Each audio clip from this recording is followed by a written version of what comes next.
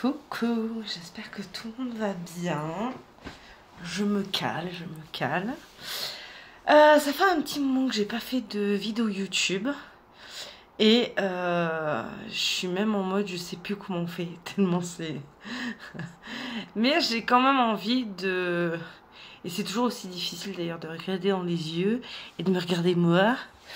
Donc bon, si vous me voyez regarder partout sauf là, c'est pas contre vous, c'est que moi j'ai du mal avec ça. J'avais envie de faire un petit update vu que ça fait longtemps que j'ai pas échangé sur YouTube. Et d'expliquer aussi un petit peu, ça va être un peu le fouillis. J'ai pas du tout préparé cette vidéo.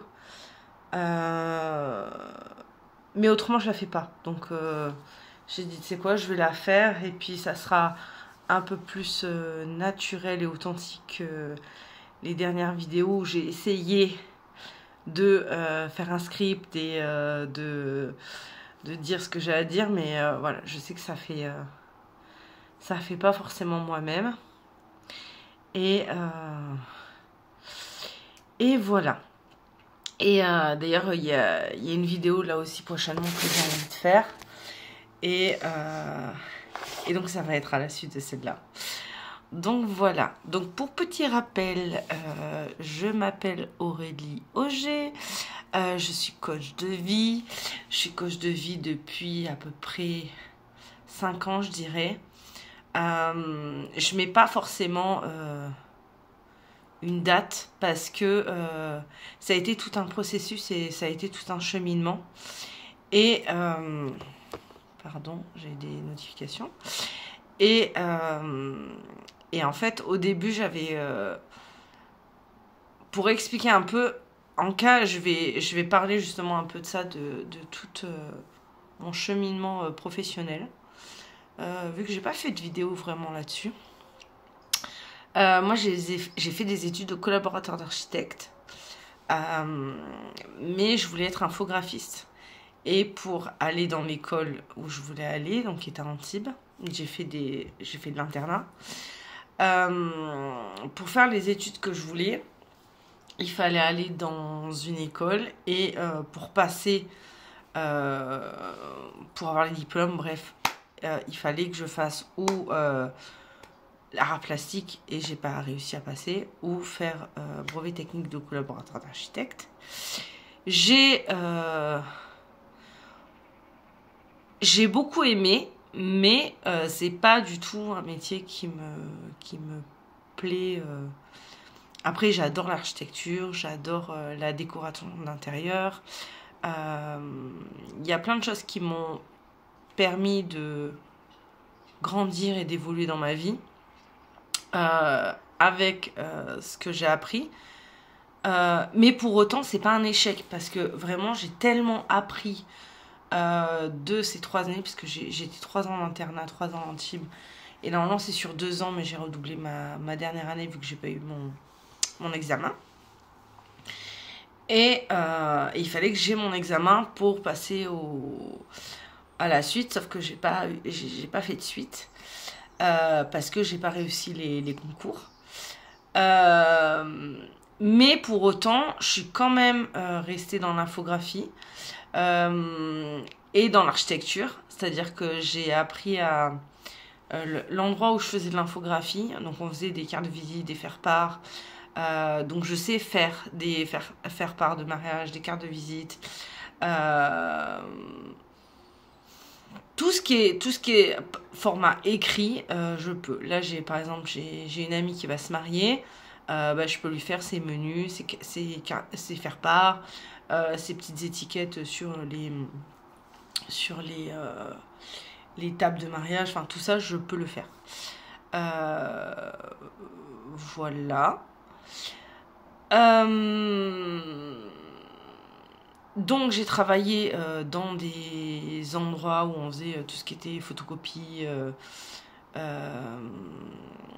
apprendre à plastifier, enfin j'ai pas mal de compétences dans ce domaine-là. Bref, je m'éparpille, mais voilà, j'essaye de garder le fil rouge. J'ai fait aussi, j'ai travaillé aussi pour des architectes. Donc je faisais des plans, des dossiers d'architecture. Bref. Et puis, moi, j'ai toujours aimé travailler, donc ça m'a jamais... Enfin, voilà, je pouvais faire ce que je... Du moment que j'en étais capable, je le faisais, quoi. Donc, j'ai fait beaucoup d'intérim aussi. Beaucoup d'intérim dans le secrétariat, dans les usines. En fait, j'ai fait un peu de tout, vraiment. Je travaillais dans les trucs de rouge à lèvres, dans les croquettes pour chat. Enfin, vraiment un peu de tout. Et avant d'avoir mes enfants, juste avant d'avoir mes enfants, mon père avait une entreprise de service à la personne. Et donc, on pouvait garder les enfants, on pouvait faire le ménage, on pouvait donner des cours informatiques. Enfin, moi, en tout cas, c'est ce que j'ai fait. J'ai donné des cours informatiques, je me suis occupée d'enfants, j'ai fait des ménages. J'adorais être polyvalente, donc j'adore toucher à tout et faire plein de trucs en même temps.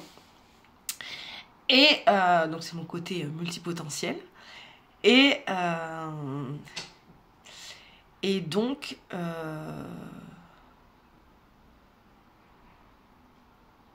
Donc j'essaye de suivre le fil. Donc après j'ai eu mes enfants, je me suis arrêtée, je continuais toujours à travailler un petit peu comme ça, à droite à gauche, à faire des petits ménages de blagues, tout ça. Et ensuite, en fait, il y avait un peu ce truc de je voulais rester à la maison pour mes enfants.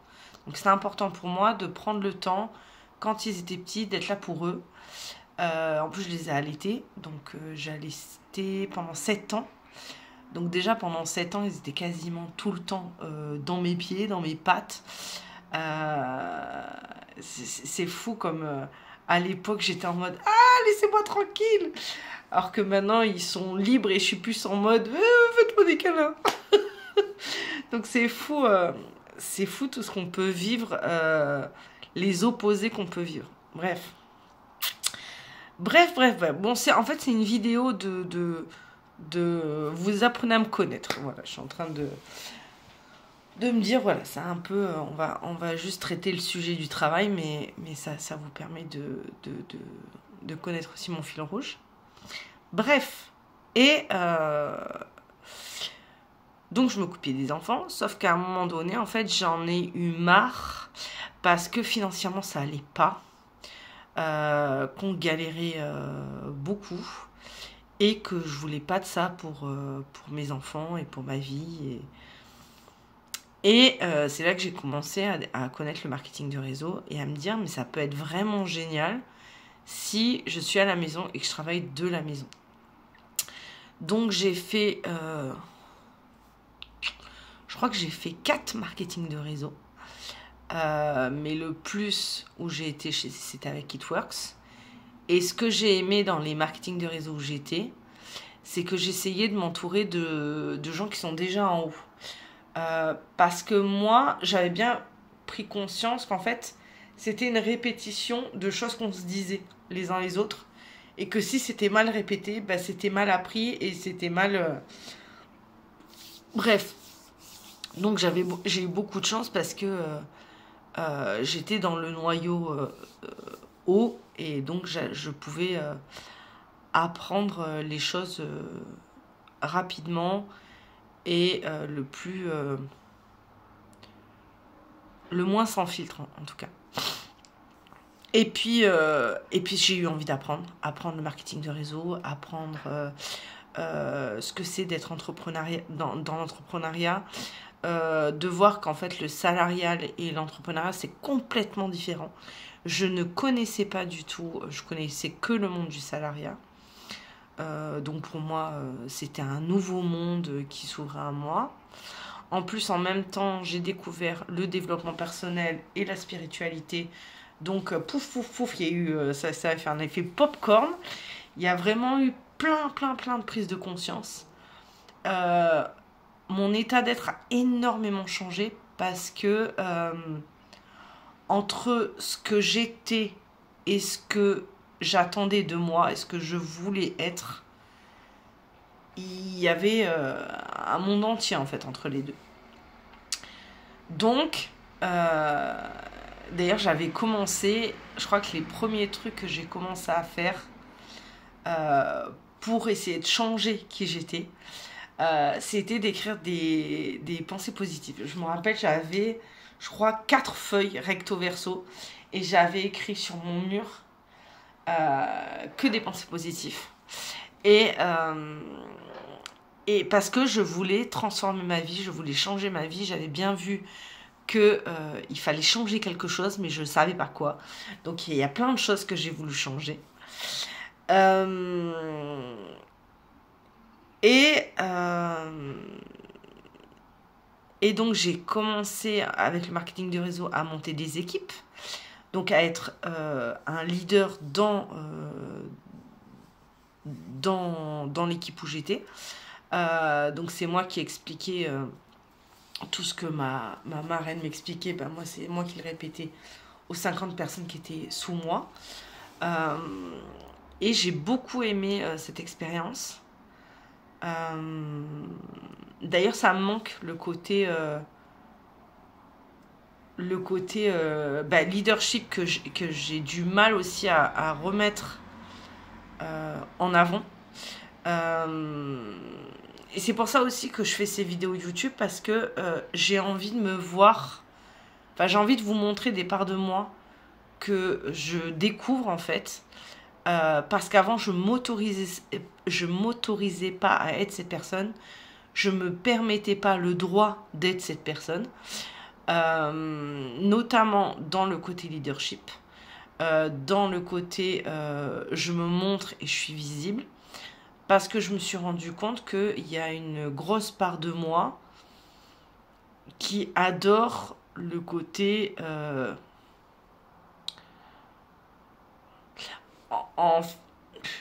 je sais pas encore... Des fois, j'ai du mal à poser des mots dessus. Mais en gros, je trouve que j'ai beaucoup d'humilité. Mais le fait d'avoir trop d'humilité, ça me permet pas...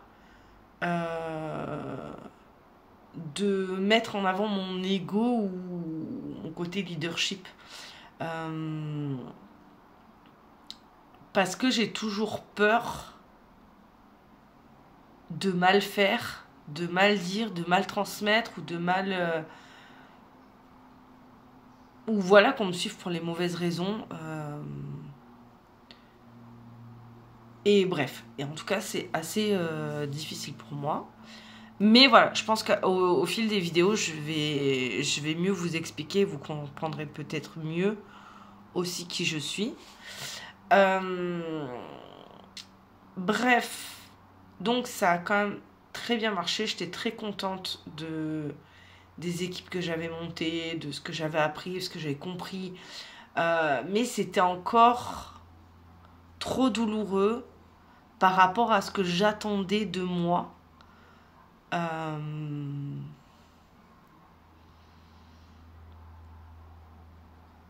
Ouais, entre qui j'étais et ce que je veux devenir, en fait. Il y a toujours trop un grand écart et ça me dérange. Et je vois aussi que moi, à ce moment-là, je change beaucoup, mais qu'il commence à se créer un fossé entre moi et mon mari, parce que ce que je veux devenir presque lui fait peur, ou enfin il y a quelque chose où on se comprend pas et c'est compliqué, mais je persévère, j'ai envie d'avancer. Je lis beaucoup Votre désir et votre ordre de Trudeau, et j'adore parce que ça explique que c'est à l'époque aussi où j'ai appris la loi de l'attraction, le pouvoir de la pensée, tous ces trucs là, et je me disais, mais si tout est à l'intérieur de moi, il suffit que je me répète, et puis après pareil, il y avait aussi ce truc de ok, donc à 8h du matin quand je me lève, je faisais ma routine, ma morning routine, alors que ma dernière, elle avait même pas 2 ans encore, donc vraiment il y avait un truc de putain, mais je veux m'en sortir, je veux y arriver. Je suis déter et je lâcherai pas le morceau, et je suis assez comme ça. Moi, je défonce les murs. Quitte à me faire mal, mais je défonce les murs. Et sauf que tout ce qui était pensée positive, tout ça, ça marchait de 8h à 9h. Sauf qu'après, tout le reste de la journée, j'oubliais ce qui s'était passé. Et finalement, j'avais toujours des pensées négatives qui me dirigeaient, qui me contrôlaient et que je remarquais pas. Voilà. Je crois que les déclics au niveau de la pensée, c'était vraiment beau. Ça s'est vraiment débloqué en 2020. Il y a beaucoup de choses qui ont changé en 2020. Bref, en tout cas, à cette période-là, c'est là où je suis partie en Corse. Et voilà, je m'étais dit, quitte à tout changer, autant changer d'environnement. Comme ça me permettra de changer de pensée. Enfin voilà. Le fait de vraiment tout couper, d'aller ailleurs, de faire autre chose, d'aller dans un autre environnement avec de nouveaux gens, forcément ça va me changer. Je vais là-bas, ça se passe super bien au début, et en fait après je vois que boum, boum, boum, boum, boum, de nouveau ça se recasse la gueule. Et en plus, j'étais trop dans oui, mais bon, si je pense positif, tout va être positif, nanani, nanana. Je me fais peur toute seule avec la porte. Et en fait, je me suis rendu compte que, encore une fois, je me leurrais. Encore une fois, j'ai mis un voile sur ce que je voulais pas voir. Moi, je pensais que si on pensait que positif, tout allait bien aller. Voilà, tout est cool. Alors qu'en fait, l'être humain, il est fait de négatif, de positif, d'émotions. D'émotions positives et négatives, de pensées négatives et positives, et que c'est pas en faisant croire à mon cerveau que ça n'existe pas, que ça n'existe pas. Non, ça marche pas comme ça. Même si le cerveau ne fait pas la différence entre l'imaginaire et le réel, quand même, on a plus de... Je sais plus, je vais peut-être pas dire de conneries, mais genre on a 3000 pensées à la journée, je crois, un truc comme ça. Donc, je peux pas me rappeler de toutes mes pensées. Alors oui, j'ai beaucoup plus accès à mes pensées parce que je travaille là-dessus. Donc j'ai beaucoup plus accès à mes pensées. Mais on peut pas avoir accès à ses pensées 24h/24, c'est pas possible. Enfin, c'est pas possible. En tout cas, pas là maintenant, c'est pas possible. Pas pour moi en tout cas. Bref. Donc, j'arrive en Corse et là, je me mange la gueule.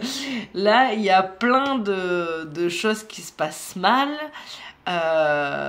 Panique à bord. Et en fait, je pense que j'ai dû faire un reset. Parce qu'encore une fois, à chaque fois, il faut que je me mette à zéro. Et c'est un truc de ouf comme ça revient assez souvent, ce truc-là. Il faut que je me remette à zéro. Que j'ai l'impression d'être au fond du trou. Et après, ça remonte. Donc, peut-être qu'il faut faire des resets de temps en temps. Il faut aller au point zéro pour revenir de plus belle. Bref, je vois que je suis à 18 minutes et je ne vais pas faire non plus une vidéo trop longue. Mais en gros, donc après, en Corse, ça va mieux. Je commence justement à m'intéresser au coaching. Puisque finalement c'est ce que je faisais, je coachais aussi mes équipes. Donc je me suis dit pourquoi pas être coach. Et finalement en étant coach, j'apprends à me connaître en fait. Et c'est là que commence finalement tout le travail d'introspection que j'ai fait. Et je trouve ça génial parce que en fait... peut-être que vous le savez ou pas, bon bref, moi j'ai perdu ma mère jeune, j'avais 3 ans, ma mère s'est suicidée, et j'ai eu aussi des agressions sexuelles quand j'étais plus jeune, et voilà, j'ai pas eu une enfance hyper cool, donc je pense que j'ai eu beaucoup de traumas. Sauf que le truc c'est que j'en ai parlé à personne, j'ai jamais vu de psy, j'ai jamais vu qui que ce soit par rapport à tout ça, et même en interne, c'est-à-dire en famille, on n'en parlait pas. C'était tabou, Donc moi j'ai vécu avec les tabous, avec les non-dits, avec les secrets. Et c'est aussi pour ça que pour moi c'est hyper important la vérité et que je travaille énormément sur tout ça. Donc si toi tu as besoin de vérité et même de vérité sur toi-même, hein, parce que des fois on se voile la face à nous-mêmes. Bref, j'ai vécu dans cet environnement qui n'était pas propice à m'épanouir.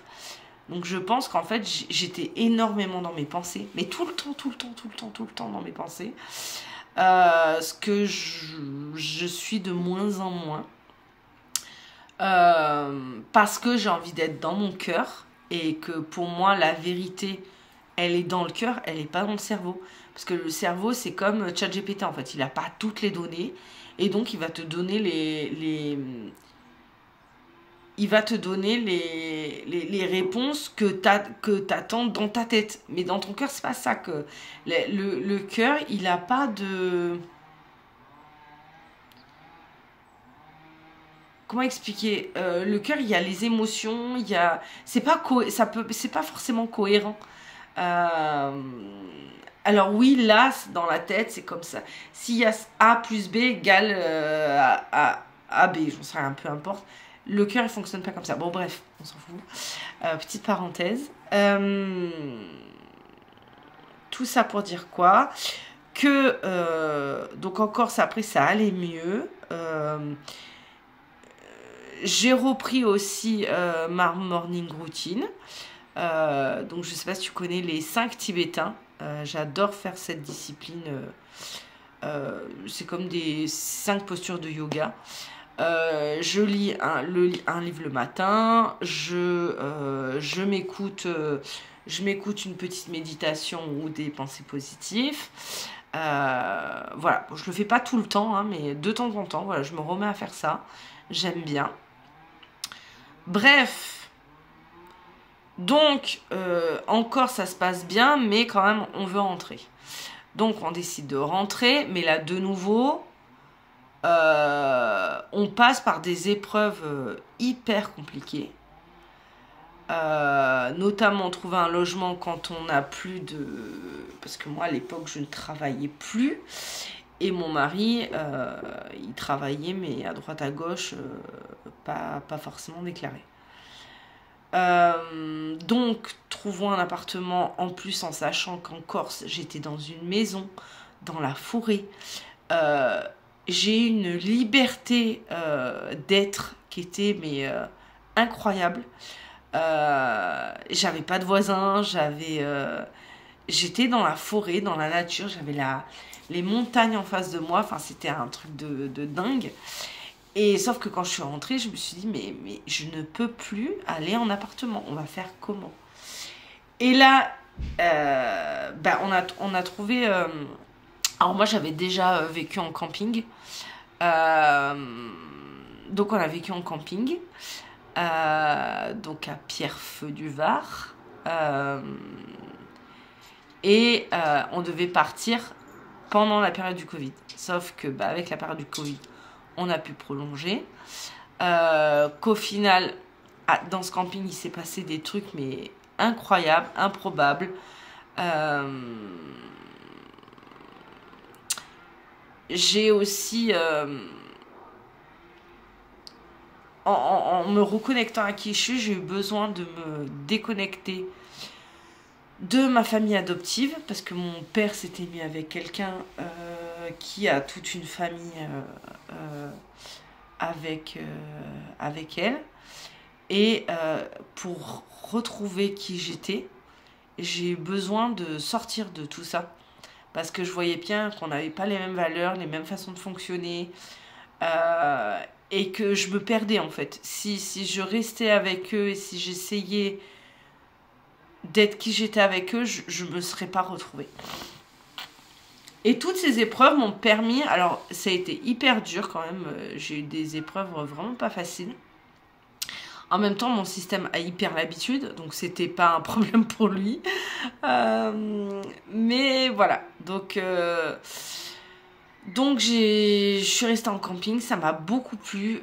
On était dans un chalet avec les enfants. Et en sachant que j'ai déjà vécu en camping avec mes parents, que mon père voulait acheter un camping ici d'ailleurs, juste à côté du foot de mon fils, c'est un truc de fou. Comme quoi les trucs se répètent, quoi. C'est trop dingue. Parce que moi j'ai vécu entre la Seine-sur-Mer, Toulon, Sifour, Sanary, tout ça, et le côté Brignoles, Roquebaron, Garéoul, et c'est ce que j'ai fait aussi moi-même. Bon, bref. Et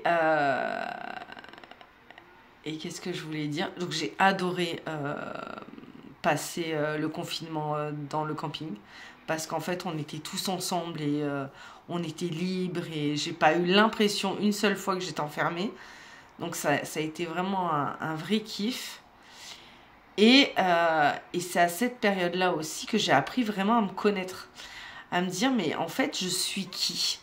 Je suis qui? C'était vraiment Je crois que c'est pendant le confinement, ou vraiment, peut-être un peu avant, où je me suis vraiment posé la question. Parce que je me reconnaissais pas dans les gens, et en même temps, comme je m'adaptais à tout le monde, ouais, j'étais devenue quelqu'un d'aimable pour les autres, mais j'étais qui en fait? Et donc là, depuis toutes ces années, j'essaye de plus en plus à me dire, plus je me connais et plus tu peux avoir un pouvoir sur ta vie en fait. Parce que plus tu sais qui tu es, plus tu sais tes émotions, plus tu sais tes réactions, plus tu acceptes aussi pleinement qui tu es. Parce que vraiment, il y a un gros travail d'acceptation et d'assumer aussi. Parce qu'accepter, c'est une chose, mais assumer pleinement qui on est, c'est encore un autre pas. Et moi, j'ai envie, là, justement, à travers ces vidéos, de pouvoir assumer plein de parts de moi que j'accepte, mais que j'assume pas encore. Et notamment le côté leadership, notamment le côté je veux gagner de l'argent, je veux faire des grandes choses, et en même temps j'ai hyper peur de briller, j'ai hyper peur d'être visible. Et en même temps j'ai l'impression que c'est ce qu'on me demande, parce que vraiment il y avait un truc en fait dans ma vie où moi je croyais que j'étais celle qui chuchotait aux gens pour que les autres se mettent en avant, pour que les autres brillent, pour que tu vois, par exemple au théâtre il y a une personne qui dit, quand la personne elle a un trou, ben, je crois que je pouvais être ce genre de personne. Ou tu vois une femme d'affaires qui réussit super bien, sauf qu'en fait c'est la secrétaire qui se bat, qui en donne à 3000 pour que cette personne elle s'élève. Et donc moi je croyais que c'était la personne comme ça. Et sauf qu'en fait on me demande, c'est que je suis vachement connectée à mon intuition, je suis vachement connectée à quelque chose de plus grand que moi. J'ai encore du mal à dire Dieu, Jésus, je sais pas quoi, un truc qui est plus grand que moi en tout cas. La source, l'univers, la nature, je ne sais pas c'est qui me parle. Je sais pas ce que je reçois trop comme message, mais tout ça encore, ça aussi c'est encore hyper flou. Parce que j'ai aussi des étiquettes d'indigo, de zèbre, de starseed. Et tous ces mots-là, ça fait un peu... c'est pas tout le monde qui peut entendre ça. Et donc voilà, donc je n'affirme pas l'être, mais tout ça me donne quand même à réfléchir. Voilà. Donc tout ça, ce sont des choses aussi que je vais devoir assumer bientôt. Donc voilà, on commence par le dire. Donc j'ai appris à me connaître, j'ai appris à m'affirmer, j'ai appris à me positionner.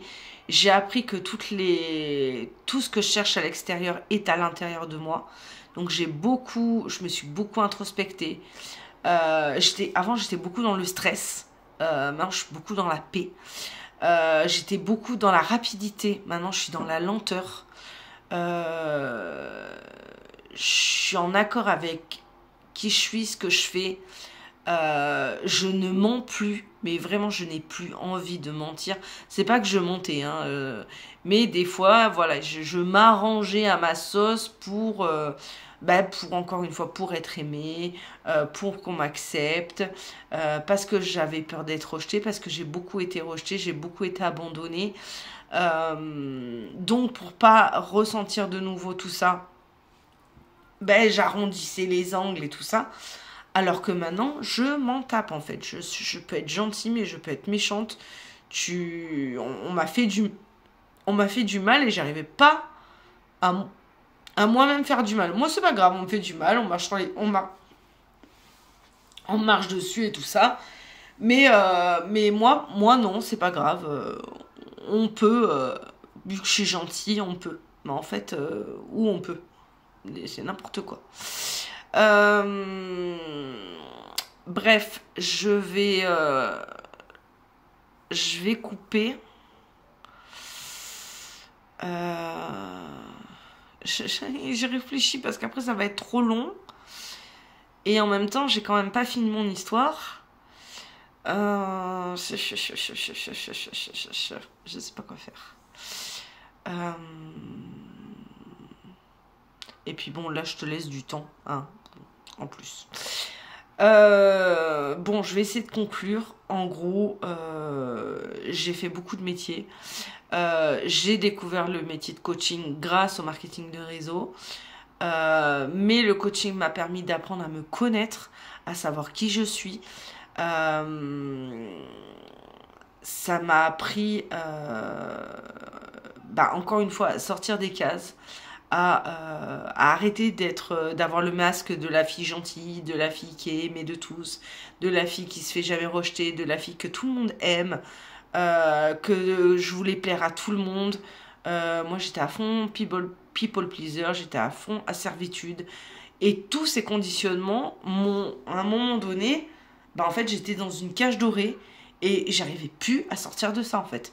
Et ça me mettait dans des états parce que je voulais être moi-même. J'avais envie de dire non. J'ai envie de dire oui quand je dis oui. J'ai envie de dire non quand je dis non. Et j'ai plus envie de faire plaisir à qui que ce soit. J'ai envie de me faire plaisir à moi. Et en fait, je me suis rendu compte que c'est moi ma priorité, que c'est à moi que je dois penser avant tout, même avant mes enfants, avant mon mari. C'est moi la priorité. Et ça, en fait, je vais t'apprendre à le devenir, à changer, à transformer. Voilà, tout ce que j'ai appris. Donc, je suis coach de vie, mais en même temps, c'est tout un travail intérieur à faire que moi, j'ai fait toute seule, mais que je peux t'apprendre. Donc, à travers, déjà, il y a 7 jours offerts sur WhatsApp. Donc, déjà, tu as le droit, mon espace pendant 7 jours où tu peux échanger avec moi pour essayer de transformer un petit peu tout ça. Et donc comme je t'ai dit, je t'apprends à t'affirmer, à te positionner, à apprendre à dire non, à sortir du masque de la fille gentille, à sortir du people pleaser, de vouloir plaire à tout le monde, arrêter de s'adapter à tout le monde, à vraiment apprendre à se connaître, apprendre à s'accepter tel qu'on est, apprendre à s'assumer tel qu'on est.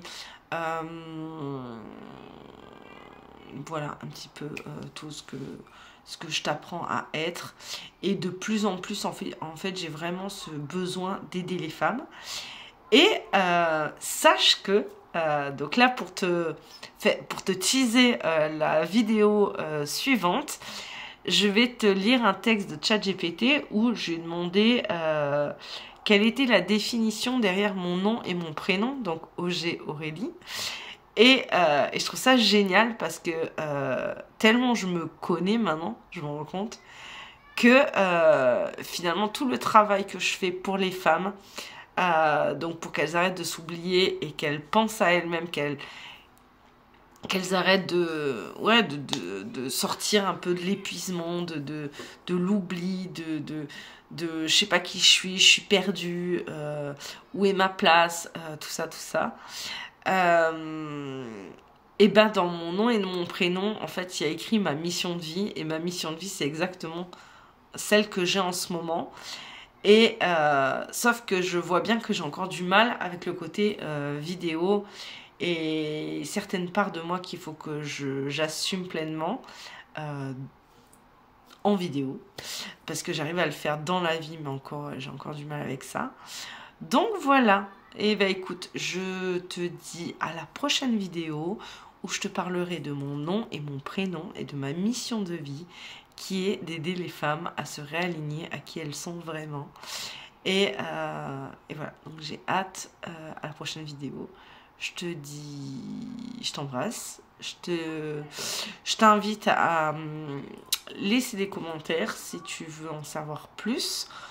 Tu as le droit à 7 jours offerts, donc n'hésite pas à ouvrir mon Linktree sur Instagram pour avoir accès à mon lien. Tu vas atterrir directement sur WhatsApp et tu m'envoies un petit message pour me dire un petit peu ta problématique, où t'en es, si t'as envie de débloquer un truc. Et voilà, le WhatsApp est illimité. Voilà, je te fais des bisous et je te dis à la prochaine vidéo.